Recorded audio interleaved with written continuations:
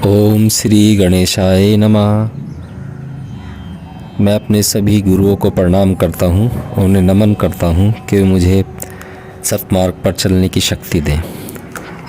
आज से हम दुख बोध से दुख निरोध की ओर की यात्रा प्रारंभ करते हैं। पहले हम ये समझने की कोशिश करेंगे कि दुख है क्या, क्योंकि अभी तो हम ये भी नहीं जानते कि दुख क्या है और हम उसी में जिए चले जाते हैं। जो जानते हैं उनके लिए यह जीवन दुख से ज़्यादा नहीं है, और जो नहीं जानते हैं उनके लिए यह जीवन सुख की एक आशा है। जो नहीं जानते हैं वे भी दुख भोगते हैं, लेकिन दुख को बिना देखे भोगते हैं। दुख भोगते हैं सुख की आशा में है, और वही आशा उनकी आँखों पर धुंध बन जाती है। आज दुख भोगते हैं, लेकिन लगता है कल सुख मिलेगा, और हम इसी आशा में जिए चले जाते हैं। कल का सपना आज के सच को छिपा लेता है। नरक में भी गुजार देते हैं जीवन, क्योंकि लगता है कभी ना कभी तो स्वर्ग मिल ही जाएगा। आशा से बड़ा अंधकार और कोई भी नहीं। आशा जो है वो सबसे बड़ा अंधकार होता है जीवन का, और आशा से बड़ी कोई मूर्छा नहीं। जो व्यक्ति आशा को छोड़कर जीवन को देखेगा उसे दुख ही दिखाई पड़ेगा, और दुख है। लेकिन अज्ञानी दुख को समझता है सीढ़ी सुख तक पहुंचने की, कि आज नहीं तो कल सुख की प्राप्ति होगी। हम कहते हैं ना, डायलॉग मारते हैं कि 12 साल में तो ऐसा हो गया था, मतलब 12 साल बाद तो कूड़ी के भाग भी बदलते हैं। इस तरह की कहावतें हैं ना, वो इन्हीं देख के बनी हैं। अज्ञानी जो है वो दुख को समझता है अपनी सीढ़ी, और वो उस तक कि आज नहीं तो कल मैं सुख तक पहुंच ही जाऊंगा। दूर कहीं भविष्य में सुख है, यात्रा में होगा दुख, लेकिन मंजिल सुख की है। उस मंजिल के लिए अज्ञानी कुछ भी झेलने को तैयार हो जाता है। लेकिन संसार सिर्फ सीढ़ियाँ ही सीढ़ियाँ हैं, यहाँ मंजिल है ही नहीं, यहाँ रास्ता ही रास्ता है, यहाँ मुकाम है ही नहीं। और जो मुकाम नहीं है उसके लिए हम उस रास्ते की व्यर्थ तकलीफ़ें झेल लेते हैं। जो सीढ़ियाँ कहीं पहुँचती ही नहीं, हम उन पर व्यर्थ ही चढ़ते हैं, थकते हैं, परेशान होते हैं। लेकिन सीढ़ियाँ अंतहीन हैं, इसलिए तुम उनके अंत पर कभी नहीं आ पाते। ध्यान रहे, मंजिल होती तो सीढ़ियों का अंत भी आ सकता था, लेकिन मंजिल है ही नहीं, इसलिए सीढ़ियाँ जो हैं वो अंतहीन हैं, जिनका कोई अंत ही नहीं। हम चलते ही जाते हैं, कितना ही हम चलें तुम पाते हो कि आगे सीढ़ियाँ बाकी हैं। लगता है बस अब मंजिल आई, और तब आई। बुद्ध एक गांव के पास से गुजरते थे, जल्दी में थे, पहुंचना था दूसरे गांव सांझ होने से पहले। पूछा एक किसान से कि गांव कितनी दूर है। उस किसान ने कहा बस 2 ही मील, चले नहीं कि पहुँचे। बुद्ध 2 मील चल चुके, सूरज ढलने के करीब आ गया। एक दूसरा ग्रामीण गुजरता था, उससे पूछा कि गांव कितनी दूर होगा। उसने कहा बस कोई 2 मील है, चले नहीं कि पहुँचे। बुद्ध मुस्कुराए। उन्होंने अपने शिष्यों को कहा ठीक से सुन लेना इनकी बात। पहला ग्रामीण हमें 2 मील चला कर ले आया, शिष्य फिर भी न समझे। 2 मील चल चुके, रात पड़ने लगी। एक तीसरे ग्रामीण से पूछा कितनी दूर होगा गांव। उसने कहा घबराने की कोई ज़रूरत नहीं है, बस 2 मील है।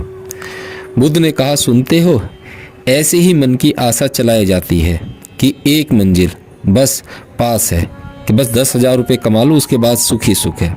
फिर 1 लाख कमा लूँ, फिर सुख ही सुख है। ये ग्रामीण जो है वो बहुत बुद्धिमान है, ये झूठ नहीं बोल रहे हैं, ये मन के सूत्र को समझते हैं। 2 मील चलना आसान है, 2 मील की आशा में आदमी 2000 मील भी चल लेता है।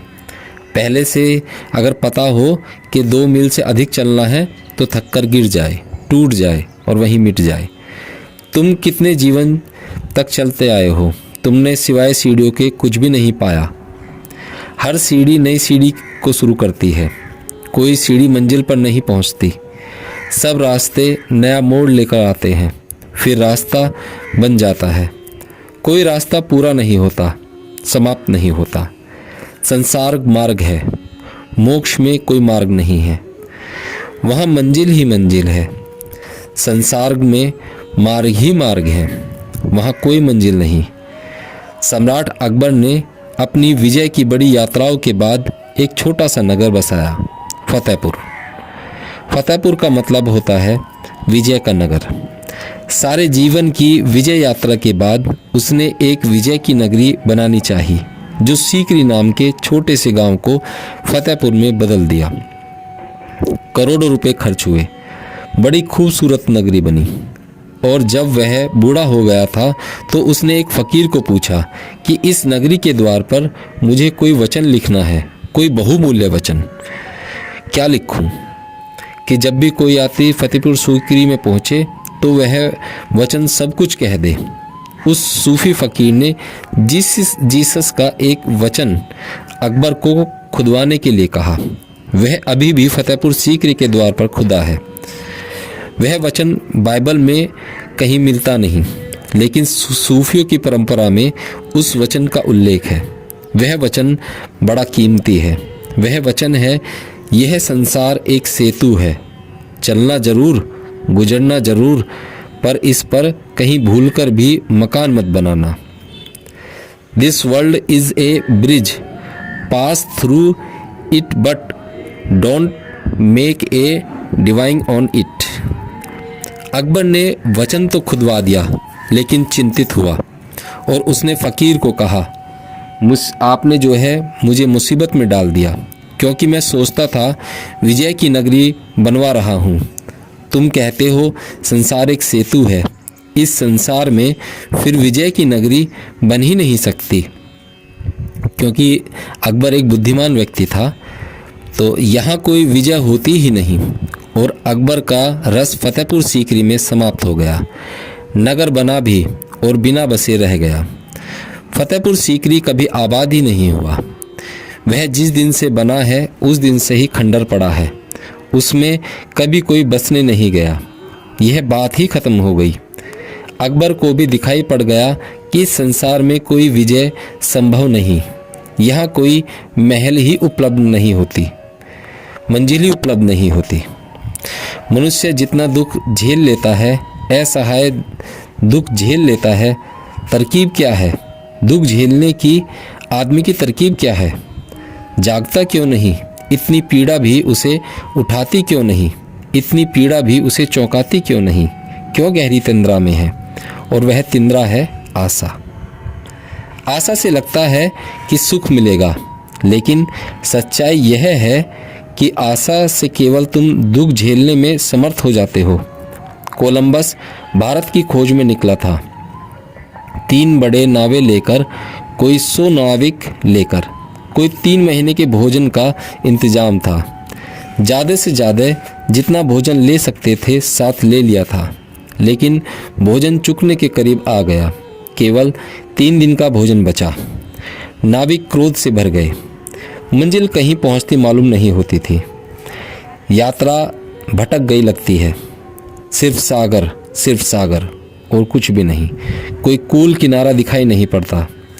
तब उन नाविकों ने जब रात कोलंबस सोया था तो एक बैठक की और उस बैठक में तय किया कि हम कोलंबस को उठाकर समुद्र में फेंक दें और वापस लौट जाएं, क्योंकि यह आदमी तो मुसीबत में डाले हुए है।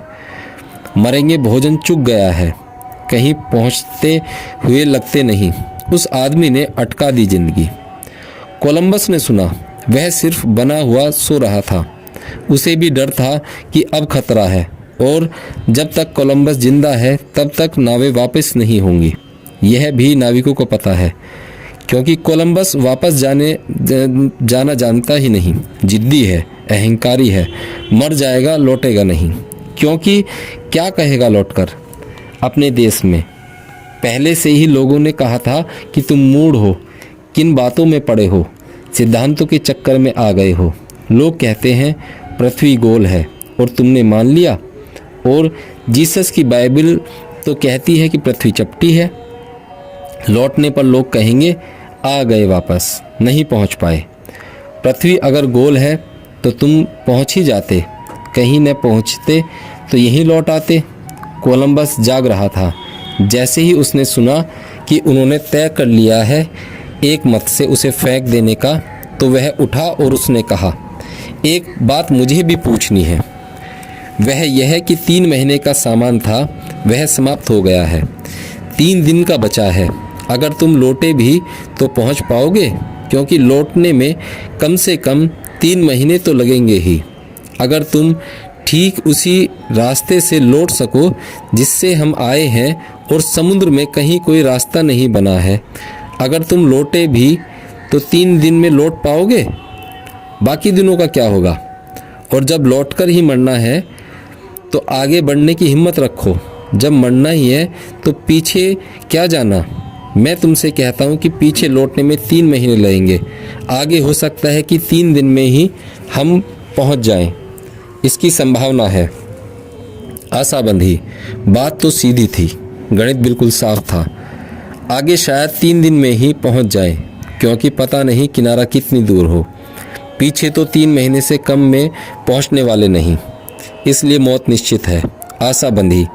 नाविक फिर श्रम में लग गए। जैसे ही आशा बनती है वैसे ही तुम श्रम में लग जाते हो।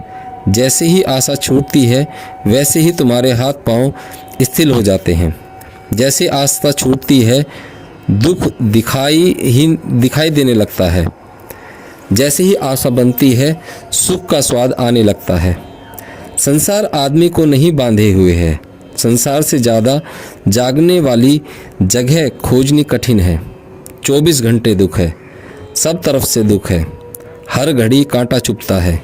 लेकिन तुम यहाँ हो ही नहीं जिसको कांटा चुभे। तुम आशाओं के किसी लोक में भटके हुए हो। मैंने सुना है एक सूफी फकीर मरा और स्वर्ग में पहुंचा। देखकर बहुत हैरान हुआ कि स्वर्ग में द्वार पर ही 4 लोग जंजीर में बंधे हैं। थोड़ा चौंका कि भीतर प्रवेश करूं या ना करूं, क्योंकि मैंने तो सुना था संसार में बंधन होते हैं, स्वर्ग में लोग जंजीर से बंधे हैं। उसने पूछा द्वारपाल को कि यह क्या राज है, इन लोगों को क्यों बांधा गया है? उसने कहा कि पहले तुम भीतर तो जाओ, फिर सारी बात समझ लेना। इनको आशा टूट गई है, ये स्वर्ग में भी रुकने को राजी नहीं है।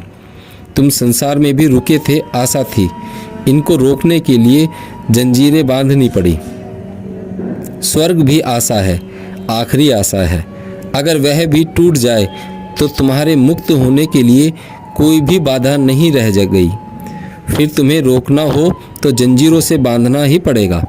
और ये शादी विवाह बच्चे ये सभी एक जंजीर ही तो हैं, क्योंकि फिर हमें एक आशा मिलती है कि विवाह के बाद सुख मिलेगा। फिर हम सोचते हैं कि हमारा बेटा बड़ा हो जाएगा, वो हमारी सेवा करेगा। और आप अपने चारों तरफ देखते हैं कि रात दिन दुख ही दुख चल रहा है चारों तरफ। आप इस आशा में रहते हो और फिर वो भी आशा आपकी टूट जाती है। इस एक बात को बहुत ठीक से समझ लेना कि तुम्हारी आंखों पर जो धुंध है वह तुम्हारी अपनी आशाओं की है। इसलिए बुद्ध के 4 आर्य सत्यों में से एक और आर्य सत्य जोड़ता हूँ जो ज़्यादा प्राथमिक है। बुद्ध कहते हैं सारा जगत दुख है, सारा जीवन दुख है। तुम सुनते हो लेकिन ऐसा अनुभव नहीं होता। तुम्हें लगता है दुख जरूर है, लेकिन सीढ़ियों की भांति है। और जो श्रम न लेगा यात्रा का वह सुख तक पहुँचेगा कैसे? कष्ट तो झेलना ही पड़ेगा, कीमत चुकानी ही पड़ेगी। यह कीमत है दुख। फल सुख का है, लेकिन ध्यान रखे जब बीच में ही दुख हो तो फल में सुख नहीं हो सकता। और जब यात्रा कष्ट की हो तो अंतिम परिणाम सुख का नहीं हो सकता, क्योंकि अंतिम परिणाम तो सारी यात्रा का जोड़ होगा। तुम मरते समय सुखी कैसे हो सकते हो अगर तुम जीवन भर दुखी रहे हो? क्योंकि तुम्हारे जीवन भर की दुख की रात ही मरते क्षण में पूरी होगी। मृत्यु से इतना दुख क्यों लगता है? मृत्यु इसका कारण नहीं है। मृत्यु से इतना दुख इसलिए लगता है कि जीवन भर के दुख इकट्ठे हो जाएंगे, और मृत्यु का अर्थ है जब कोई भविष्य नहीं है। इसलिए आशा बचेगी नहीं छिपाने को। नशा टूटेगा और जीवन भर के दुखों का जोड़ इकट्ठा होगा। पीछे की सारे दुख आपको याद आएंगे। फिर वही सीढ़ियाँ सीढ़ियाँ सीढ़ियाँ। यात्रा के पथ पर न मालूम कितने कष्ट, आगे जाने की कोई जगह नहीं, आशा का कोई उपाय नहीं। कोई मृत्यु का अर्थ है अब आशा नहीं, समय समाप्त हुआ, अब कल बचा नहीं कि तुम कह सको कि कल दुख कल सुख मिलेगा। मौत वर्तमान में खड़ा कर देगी और सदा से तुम जिए थे भविष्य में। मौत तुम्हें झटके से ले आएगी वर्तमान में। देखोगे तुम दुख, और दुख को छिपाने का कोई नशा अब तुम्हारे पास नहीं बचा।